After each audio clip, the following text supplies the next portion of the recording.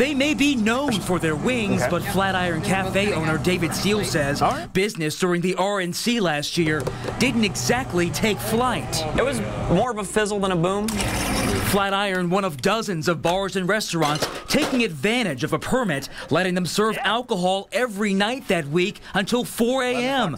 But they never stayed open that late. Turns out they didn't need to. But we were ready for it, and it just never really happened. There were a lot of people who didn't come into the city because they were afraid. Stories like that is why Ward 8 Councilman Mike Polenzek believes the estimated $200 million in direct spending that was anticipated might have been optimistic. People were being transported from the convention to their hotel, in some cases with armed security. And they got to the hotel, they stayed at the hotel. An April report on the Democratic Convention's economic impact in Philly showed something similar. But still, 50,000 convention goers did book thousands of flights and hotel rooms, not to mention the worldwide publicity. You couldn't have bought the publicity.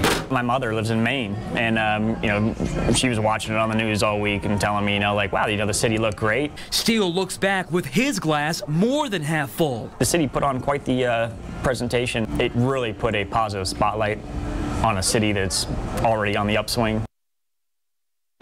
And the city spent about $10 million on preps, in addition to $50 million for safety from a federal grant.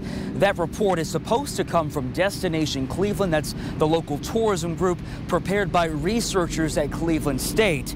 Neither would agree to an interview tonight. Live in Cleveland, Derick Waller, News 5. Okay, thank you, Derick. Let's stay on this. What economic impact did last summer's Democratic National Convention have on Philadelphia?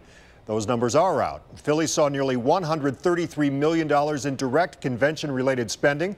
The DNC made a total economic impact of more than $230 million. $11 million went to local and state taxes, more than $95 million in labor income.